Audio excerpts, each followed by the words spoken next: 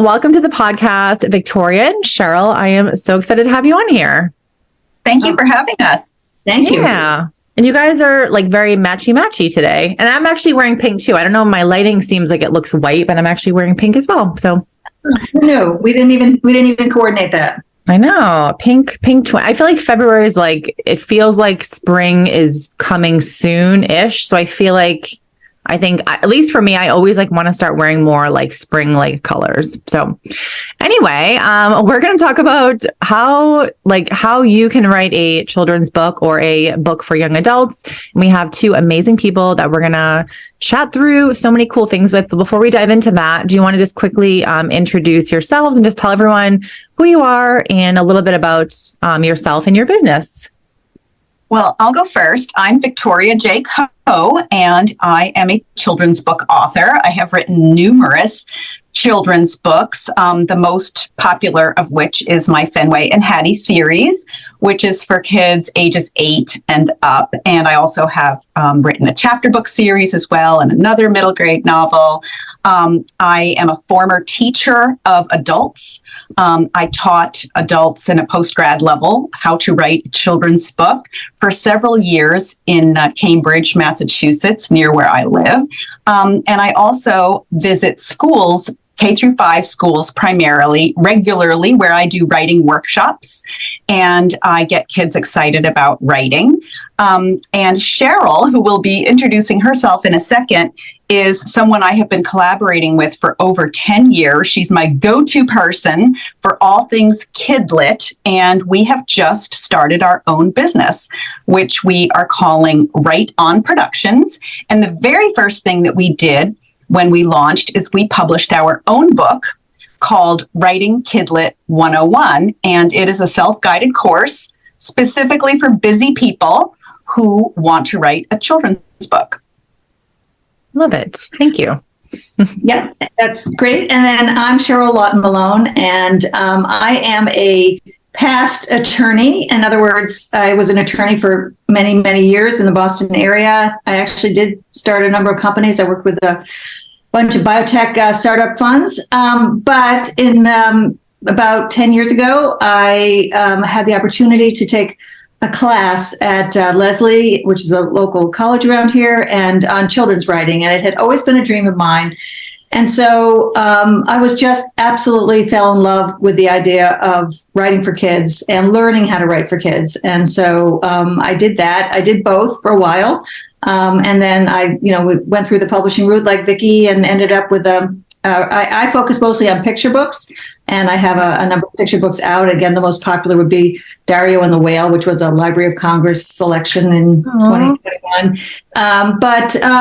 So Vicki, I've known Vicki for years, and she's absolutely my go-to person for critiquing, for all things. We're total geeky structure nerds when it comes to writing and fiction and elements of fiction. And she said, hey, we both have taught. I taught at university level. I taught how to write Kidlit, how to write children's literature at the university level for a number of years. And now I'm a manuscript consultant for an organization called Grub Street in Boston. But she approached me and said, hey, why don't we take our courses and put them in a book for really busy people who don't have time to go to conferences and take online classes necessarily, and they want to be able to do it on their time, on their schedule, and to learn how to get started, to learn the elements of craft that you need to get started, and then to actually get started. And that's where we are. So we started Right On Productions. Love it. You guys are, I feel like, so honored to be in the presence of such accomplished people. So awesome. I also love that you both have done like a variety of things, like, teaching and writing books and just doing other things. I think, like I was telling you before we started recording, my audience who listens here are multi-passionate. Like they want to have their product-based businesses, but they also want to launch, I've had so many people that have come to me and said, I saw that you wrote a children's book. Like, they're so curious, how did you do it? Why did you do it? Like, how do you even get started writing a children's book? It feels very intangible to a lot of people. So I'm really happy to like be able to dive into that with you today. But I just want to preface the conversation that like so many people here listening, I think would love to write a kid's book and they just don't know how. Like, how do you get started? I know for me, when I did my thing, it was like I had no idea what to do. I had to like go to Google and search for different articles and YouTube videos on like how to do a kid's book. And mine was a picture book as well.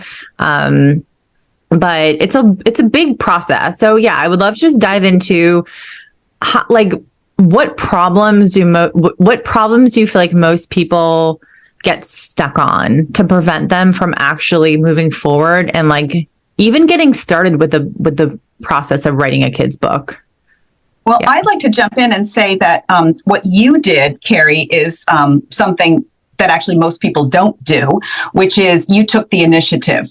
I think especially for people who are multi-passionate or maybe who also have a lot of other responsibilities, who also want to write a book, don't put themselves first. Don't think, oh, I'm going to make this a priority, because that's very, very hard to do. A lot of people, especially women, put ourselves last. And if it's not a pressing need, nobody needs you to write that book, you might not ever act on it. And I think that is the number one thing that prevents people. And one of the reasons that we wanted to write our book and write it the way we did is because so many people would rather have us come to you.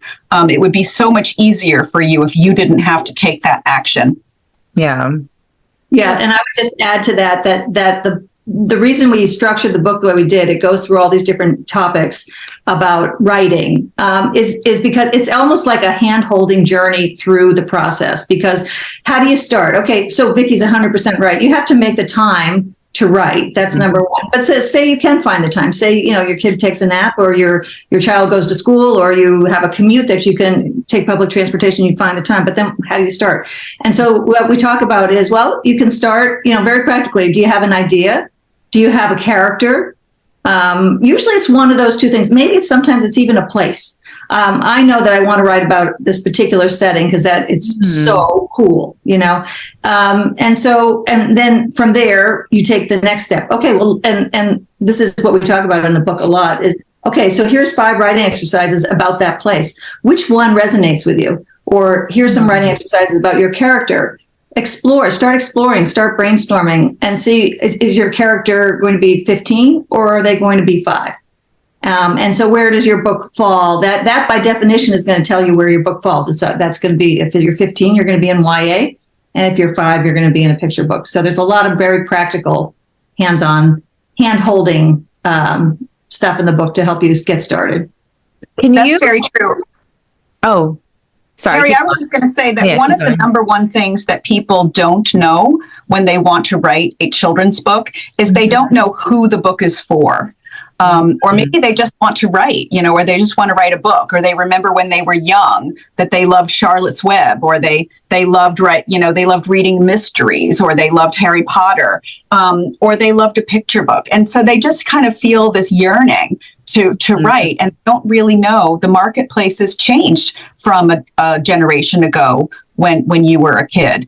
And so how do you know? And so that's actually where we begin in the book, is after our introduction and our welcome, we jump right into here's what the marketplace looks like today. We call it Kidlit. A lot of people call it Kidlit. It encompasses everything from books from toddlers all the way to teens, all the way through the end of high school. And that entire span is called Kidlit. That's pretty broad, and anybody who has kids today knows that picture books, which are 32-page book that has full illustrations in it, has very few words. I mean, if you actually went through and counted up those words, very few books have more than 300 or 400 words, and many of them have fewer. That wasn't true in the 90s, or that wasn't true in the 80s. So things have changed, and you need to educate yourself if you want to write a book. The next thing is chapter books, which are all different lengths, because when you think about it, kids who are just starting out how to read want an easy reader. A lot of those easy readers don't even have chapters. And then when they start to have chapters like Frog and Toad or any of those, Junie B. Jones or the books that we remember, they're short, but then they get a little bit longer, but they're fairly simple stories and they're in series. That's another important thing to know. And then middle grade novels, which is my sweet spot, kids who are already reading, usually at age 8 through age 12, those are called middle grade. And those are novels. They're called novels because they are novels. They're not usually fully illustrated. Sometimes there's one sketch at the beginning of each chapter. And then there's YA, which a lot of people know because a generation ago, Twilight ushered in, this popularity that everybody knew, the Hunger Games, all of those YA novels, super popular. A lot of adults who've been in both of our classes want to write YA novels, and they're, fairly young themselves. Maybe they're in their 20s. That's not a requirement, but a lot of people who grew up with YA literature love it, and a lot of adults still read it. So that's that's kind of another beginning place, is to know what the categories are and what the marketplace looks like, to think, okay, what kind of a book do I want to write? Okay. And so you talked about like the picture books and how that has changed over the past, I think, like a couple of decades you mentioned. But I'm just curious too. So for like a lot of people who are listening, they're like, okay, because what I find, at least that people come to me, is like they have an idea. Like I have an idea for something, but how the hell what do I do? How do I get started? Like who do I cater this to? So say someone has an idea. So I know, Cheryl, you mentioned a lot of people might have an idea for like a location. And that was sort of that was like the route I took. I sort of knew I wanted mine to be about Pacific Northwest because that's where I live now. And I just think it's like a very special part of the country. It's very unique. It's like so green and there's water. There's like, you can see orcas and also grizzly bears all in the same state. Like it's a cool place. But I also knew like for my personal story, like I've been a traveler for 20 years. I've been to 30 countries. Traveling is a huge part of my identity.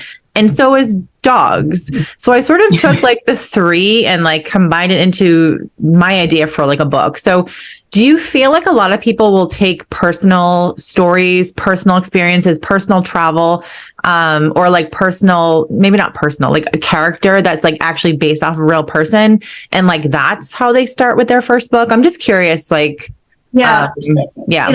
Vicki and I both have done a lot of critiquing, and I actually have a manuscript consulting business as well. And so I would say the overwhelming majority of people start with either a character or an idea. Or a place. The characters are probably the easiest way into getting your story from your head to the page or the screen, so to speak. Because if close your eyes and you just start thinking exactly as you described. What are the things that resonate with you? Okay, dogs. Okay, travel. And then your character kind of starts to take shape in your mind. And then we talk a lot about journaling. Vicki is a huge journaler. I'm not so much. I do a lot more, I think, internal thinking. Either way is okay. But so then the character kind of starts taking shape. And for me, the first thing I do is give the character a name.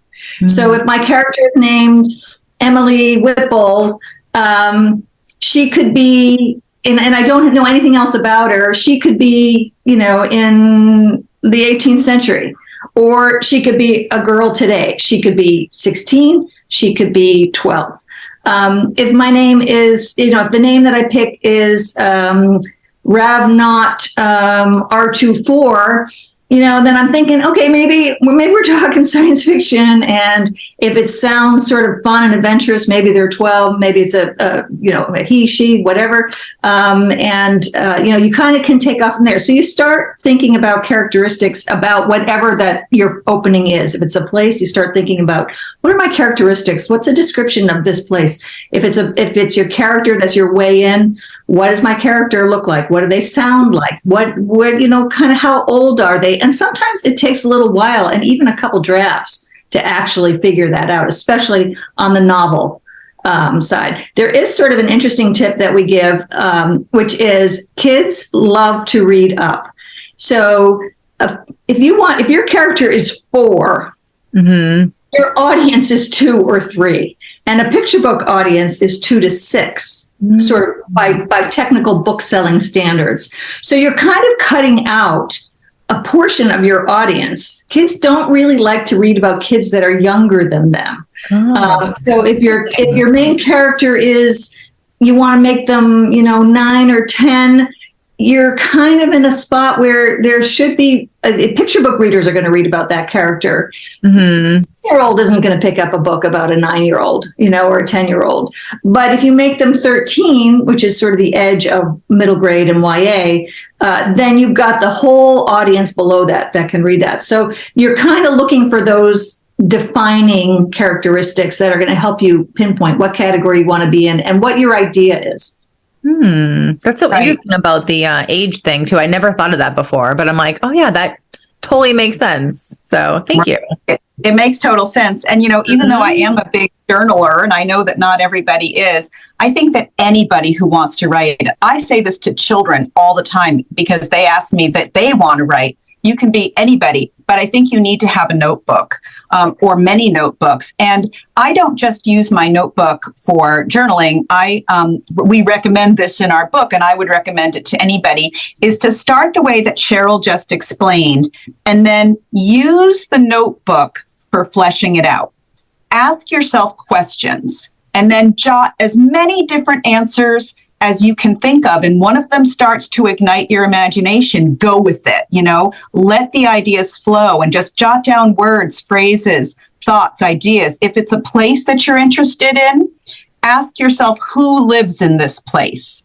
What's the kind of character who would live in this place? And then try the opposite. What if someone who was completely different from this place or from the people who lived in this place suddenly arrived there? That could be really interesting. Ask yourself lots of questions like that. And after you start to get enough there, then start with the why. Why is that character there? Or why is the character named this? Or why did the character go to this place? That's how you can start to dig. And when you dig, you're starting to get your ideas going. I love that. That's so interesting.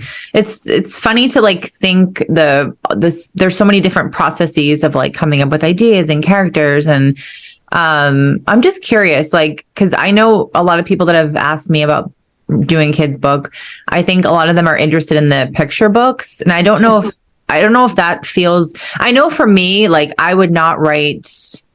I wouldn't write a kid's book that I think you called it a novel. I wouldn't go that route. I would only do the picture book because, number one, feels easier to me. It feels easier to me, but also I'm such a visual, marketing brain, creative person. I love photography. I love beautiful pictures. So for me, that's a no-brainer. Part of the reason I love doing my kids' book was because I could brainstorm and bring those different scenes to life. And they're all my book all takes place in different locations in Washington and Oregon. So for me, if I didn't do that, I don't think I would have ever done the book because I don't want to do a kid's book that's all writing. That's also not my strong suit at all. The creative, the scenes, the pictures, that is way more of my style. But do you feel like a lot of people do the picture books? Does it feel easier to people? And I'm just curious, based on your perspective, I can just only share my own. I know a lot of other people are way better writers than I am. So they'd be like, oh no, the illustrations would be way too hard to figure out. So yeah, I'm just curious, talk about what feels like the easiest route for a lot of people that or clients that you've worked with or something.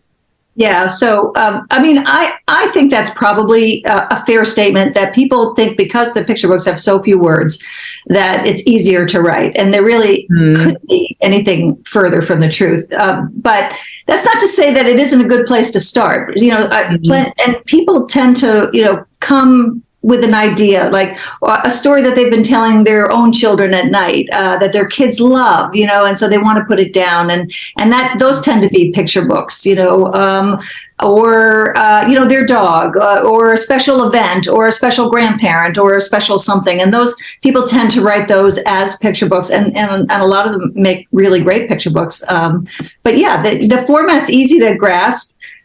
For me, also, I love writing picture books because I think the experience is something. I think it's a creative experience that you can get to the end of pretty quickly, and so you get this feedback that and sure, you're going to go through multiple drafts and all that. But I think that that's also why people gravitate towards picture books, because you can start it, you have a beginning, a middle, and an end.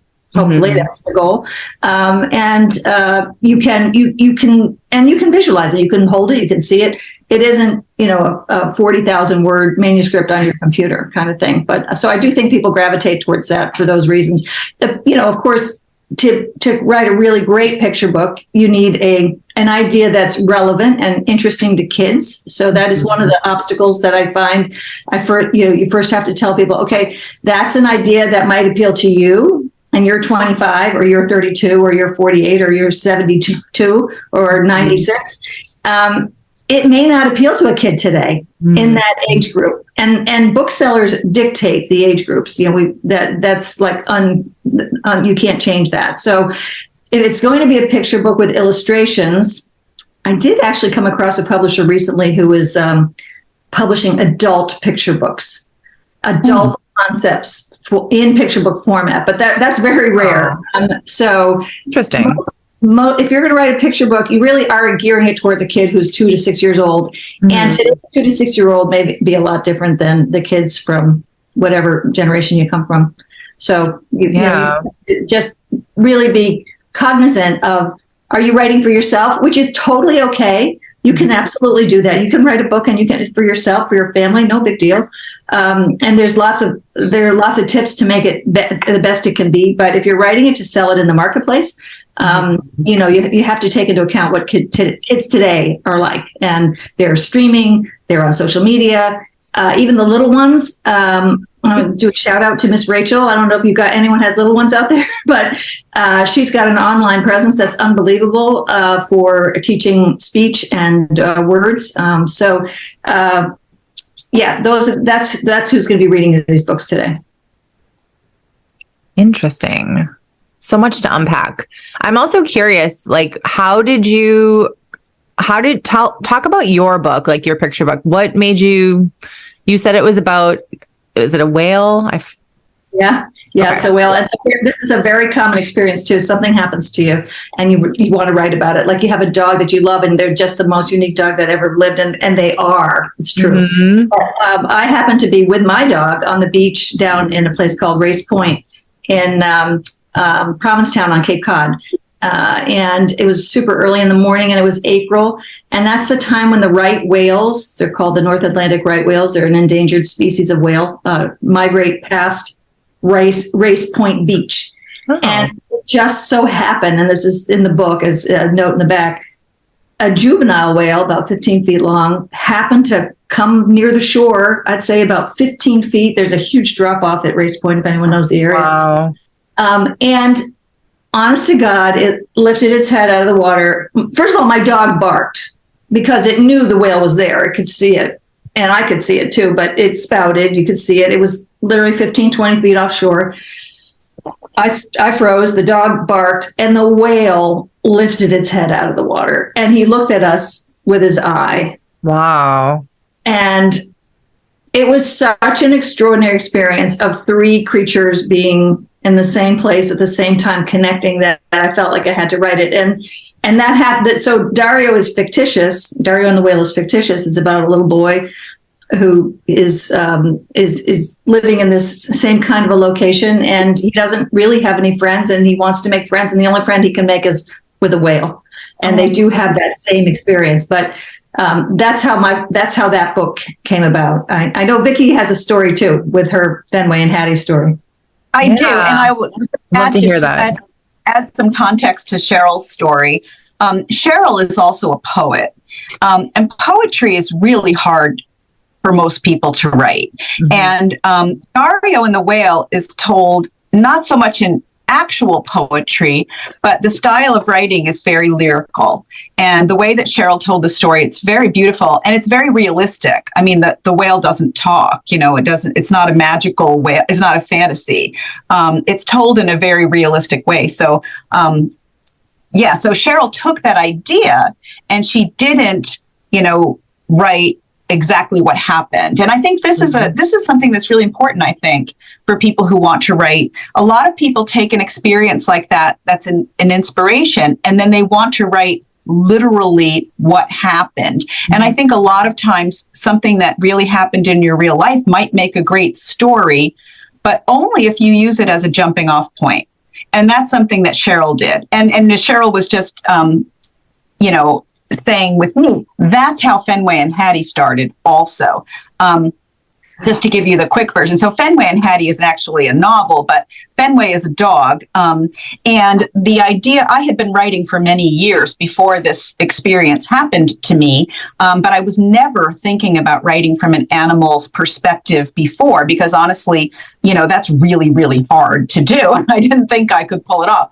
But then one day, my family was moving, and at that time we had a dog who was, by the way, the world's worst dog. And I say that with all the love in my heart because we loved him deeply, but he was so awful.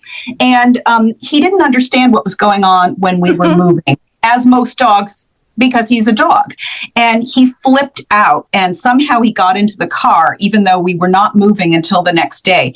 And he was shaking, and we couldn't get him out of the car. And we're moving boxes and furniture, and we're so busy, we had to leave him in there, and we were all talking to ourselves, what's going on with Kipper? Why is he doing this?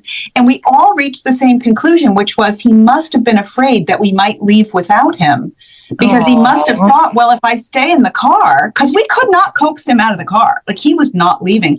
And that broke my heart. Why would your dog ever think you would leave and not bring him along? And so that actually inspired me to create a character. Not my real dog, Kipper, because let's face it, nobody would ever read or believe a book that I wrote about my real dog, Kipper. But it was a jumping off point, and that feeling of insecurity, that feeling of not understanding, that feeling of being afraid that your family might leave, that's what inspired me to create a character. And kids are always asking me, because I'll show them pictures of Kipper, and he looks nothing like Fenway, who is on the cover of the books. Fenway's a Jack Russell Terrier, and Kipper was clearly not. And that's because I created the character. I used that idea as inspiration, but the character is fictitious. And so I wrote the book and all of the books in his point of view, from his perspective, because I wanted to explore that vulnerability and that insecurity, not because I wanted to tell the true story of what happened to my dog. Okay. I love that. What kind of dog? I feel like I saw this on your website before we chatted the first time, but what kind of dog was Kipper? Was it like a mix? That's a great question, because I get asked that all the time. And when Kipper was alive, we literally got asked that every single day, because Kipper was not a kind. Kipper was an unknown. No one knew what Kipper was. He looked a lot like a fox. He kind of had red fur and had a pointy face and big pointy ears. He was extremely handsome. Adorable. And literally stop traffic, because people would stick their heads out their car window and say, what kind of a dog is that? If I wrote, it's cute because I'm telling you this was real, but if I made up a story about a dog and nobody knew who he was, like, it wouldn't be as interesting. You know what I mean? Yeah. Oh, that's so interesting. It's just interesting to hear people's, like, how you developed a book and like how you came up with a character, but also taking personal experiences. And I love that you talked about not like, just because you have an experience doesn't mean you have to write about that like verbatim. Like, I was at a beach with my dog and a whale popped out of its head, and you know what I mean? Like, it doesn't have to be that, but you can take like pieces of that experience and then turn it into, like you talked about, Victoria, on your book, you talked about like the feeling of not being included, and it wasn't like, oh, we were moving and the dog wouldn't get out of the car, which that is very sad, by the way. I know, it's hard. Well, and getting back to what I was saying before with Cheryl's experience, Cheryl had this incredible setting and she had this incredible experience. But then when she was creating the character of Dario, this little boy, she had to ask herself, well, who would be there? Who would be alone on the beach? And she thought of the son of a seasonal worker, because it's a tourist area. And so Daria's mother is an immigrant and she's a seasonal worker at one of the hotels or the motels. And her son Dario is alone during the day. So you see, she used her imagination, but it makes sense. And it's also, there's some emotion in there as well, right? The boy is lonely. Yeah. Aw, it's so cute. I'm just curious because I know like a lot of people that probably maybe are interested in writing a book and they come up with an idea, they have a character, they're like, okay, I'm going to do this. So besides obviously buying your book and your course, what are the next steps that people can do? Because I want to talk about like the publishing part, and I actually want to talk about the marketing your book, because I feel like that for many people feels very like they have no idea what to do. But just in terms of like taking some fast action or quick action, when someone comes up with an idea, the character, like what are some things they can do to kind of like actually now build momentum and, okay, I want to finish this in 2 months. Like, what does someone do? Well, Cheryl, we're both going to give the same answer, but we're going to give different sides of it. So Cheryl, why don't you start? So I would say the first thing, so get your story down, write your story. And when you think it's fabulous, ask somebody else what they think about it. So join a writer's group, reach out on social media. There are organizations all over the place for people who are writing books and seek the opinion, not of just anybody, but of people who are sort of trying to do the same thing you're trying to do. So get their ideas, get their opinions. Does it make sense? Oh, that ending doesn't really resonate with maybe one person it does, one person doesn't. Okay, so I'll stick with my own idea. 5 people don't really like my ending. Maybe I should really think about a different ending kind of thing. So that's just getting the book to a level that you would actually then, if you market it, it might be successful, right? So then I'll switch it over to Vicki for the marketing, because she's our marketing guru. Well, what Cheryl said is so important. You have to have the mindset going into it that you're not going to nail your story the first time.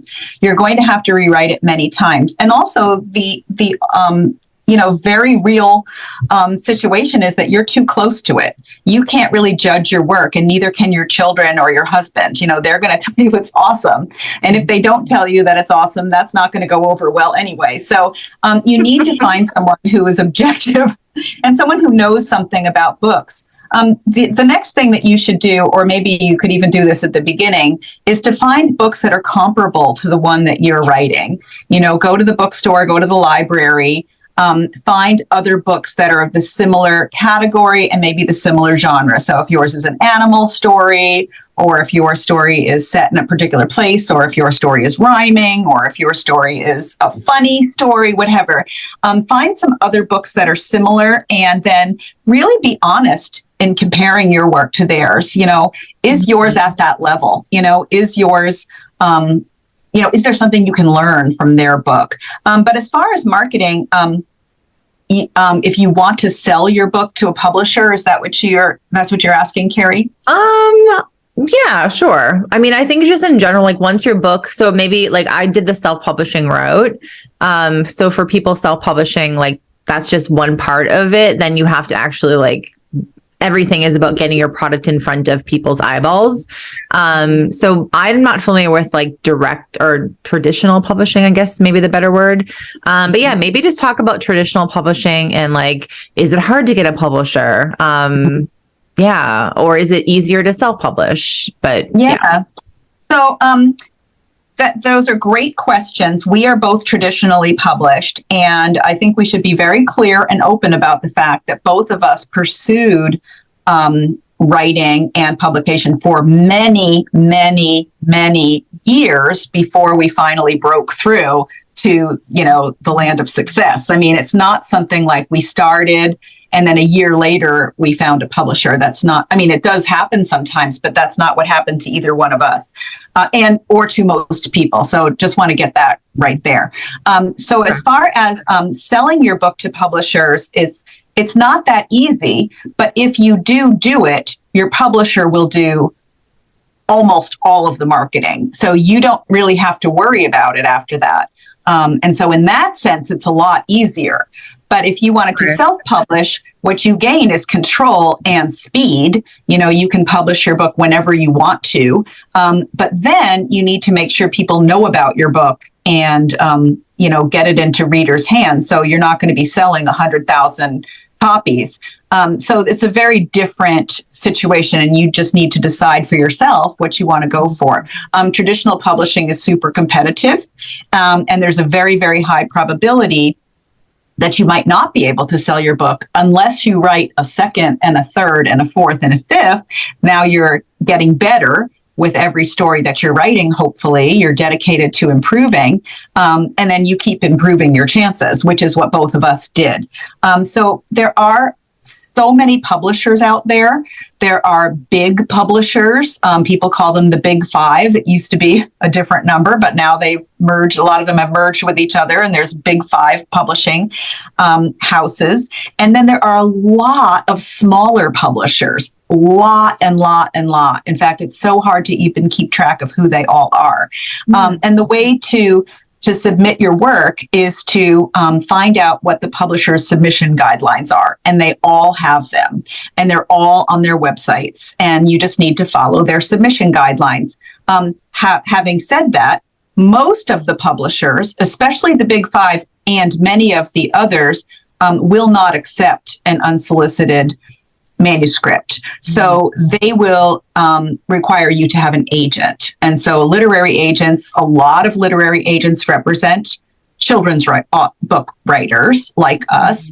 And you have to go through the same process to get an agent. You will have to contact them through their submission guidelines. And if you do get an agent and you like that agent, you decide to sign with them, they will represent you. And then they will pitch your work to publishers. And that's the route that we both chose and went through. So yeah, and then all of the marketing and promo that you Carrie, see me do, particularly on Instagram, is all completely voluntary. I don't have to do any of that. And honestly, I don't even know if that sells books. I do it for a variety of reasons. As I mentioned, I visit schools and I charge. Schools pay me to come and visit because I do workshops with the kids. And so I know a lot of teachers and a lot of librarians, a lot of other educators, principals that I have met through social media because I put myself out there. I have videos, I give writing tips for kids, all kinds of things like that, but I don't have to do that. Yeah. I mean, I know that you just said you're not sure if that sells your books, but as a marketer, I can probably guarantee you, I think it would absolutely help you sell your books, because the more you get yourself out there and get your brand out there, people are like, oh my God, I remember that lady who posted that thing about the cute yellow dog book or the blue dog book or whatever. I mean, that stuff, people share that stuff, people save that stuff, people send it to friends. So I think marketing anything is all about brand awareness and how many touch points can you share with other people. And it also takes people, up to 10 times of seeing the one thing before they actually buy from you. So maybe they saw your video and then they got maybe retargeted on an advertisement somewhere and they're like, oh my God, that book again. Okay, I'm going to buy it now, So yeah, I think you're doing great. And I love that you're, putting yourself out there because you just said, you get to go speak at schools and you meet librarians and teachers. And I think all those things, it's marketing is sort of you have to just do a million different things and some of them work, some of them don't work, but the more you do, the more effective they are. So yeah, I love that. That's true. And I also do it because I enjoy it, but you cannot possibly compare what I do to what Penguin Random House does. One thing I would just mention about picture books, one thing a lot of people don't get is that if you're going to go the traditional publishing route and you're not an artist, an illustrator, a professional children's illustrator, you would not submit illustrations with your text if you're applying to to get an agent or to an editor.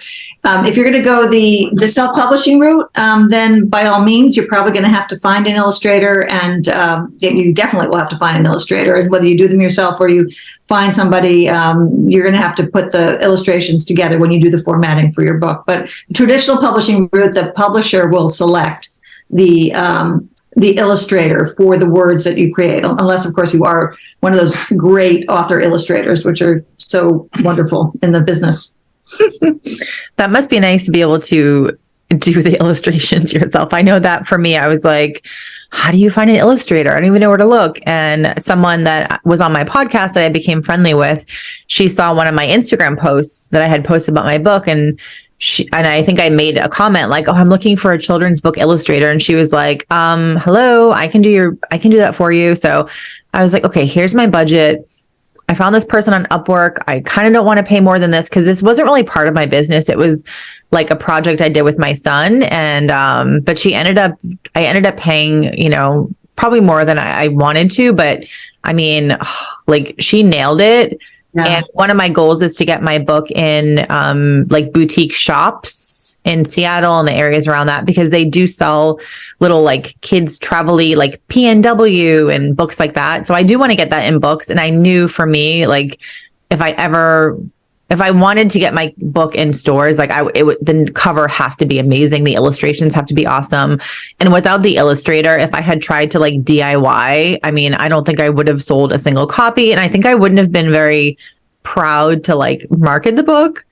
Yeah. Because the illustrations are the book. I don't think it's me personally. I don't think the writing is great, but like the illustrations are perfection because I worked with a very uber talented illustrator. So I would definitely agree with that. If you're going to do a picture book, your illustrations are what sell your book. The cover for Upwork, a place where a lot of people go to find illustrators, but also there's an organization called the Society of Children's Book Writers and Illustrators, and it's scbwi.com.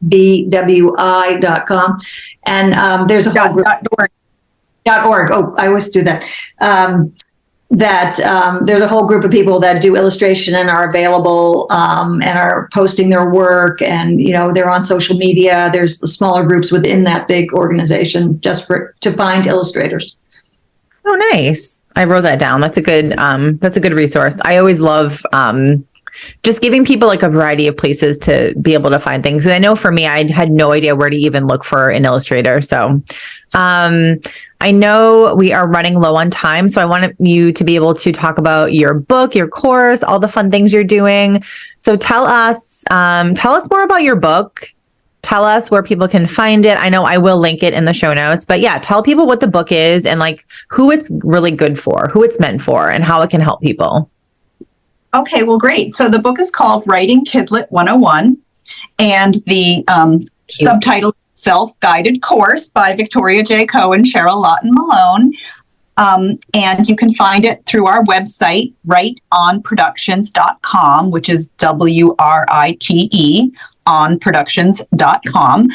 It's also on Amazon, and it's available in paperback and Kindle. So the book is a really fun and accessible way to learn the craft and skills that you will need and the information that you'll need to arm yourself with if you want to write for children or for young adults. There are 10 different topics, and each one has, really chatty narrative that's really easy to digest. And then we have tips and tricks, and we have exercises that you can do that are really fun, and you can pick and choose. You don't have to work your way through everything in the book, but even if you have, 20 minutes while you're waiting for your kid in the parking lot outside the hockey rink or whatever, you can work your way through some of these exercises to really learn the skills. And then we have extra credit, and we have calls to action of things that you can do, to prioritize your writing, to really get that book going and off the back burner. So it's everything from creating characters to finding your voice to making your story exciting to really making your antagonist somebody that the readers are going to love to hate, how to structure your story, how to write dialogue. Everything is in here that you would need to know craft and skill wise to write a book for kids. So like I said, we wrote it for busy people. You don't have to do it in order. You can do it with a friend. You can do it by yourself. But I think that it's designed to be really flexible and to really fit into your life. And, I would add that we have taught classes to exactly this audience ourselves, and the material that we took from those classes is in the book. That's what that's where the heart of the book comes from actual course material that we taught for years. And some of our students have actually gone on to win not only start careers, but win major awards. So it's something it's a digestible way to get started. Write the book that kids want to read. That's what we say. Oh, I love that. That's awesome. And where can people find you? And if you have any other services, I know that Cheryl, you said you do something with manuscripts, I think manuscript review. Yeah, if you have other services you want to share for people that might want some more one-on-one support, if you offer that, definitely share those too. Sure. Well, we also have a YouTube channel where we have a couple of different playlists of tips. We're also Right On Productions LLC. And we have an Instagram account at Right On Productions. Cheryl and I are also both individually on Instagram. I'm at Victoria J. Coe. I'm also on Twitter at Victoria J. Coe.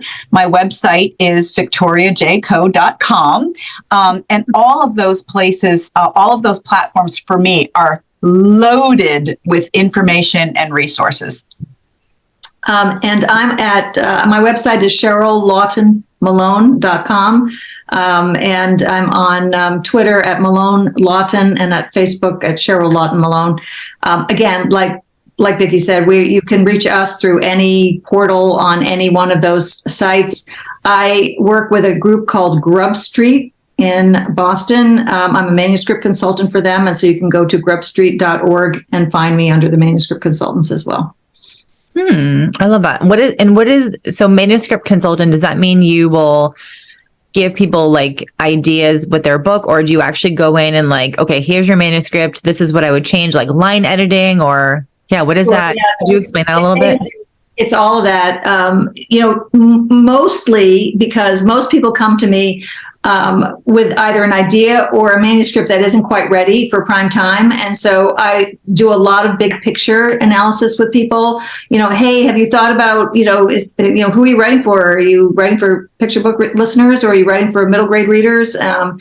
Big picture. How's your character? You have the same character at the beginning as you do at the end. But if your manuscript is in pretty good shape and you want line editing, we'll do that. I'm happy to do that too. So if anything, I think one of my strengths is that I can actually, I've had both Vicki and I have enough experience to be able to see a story.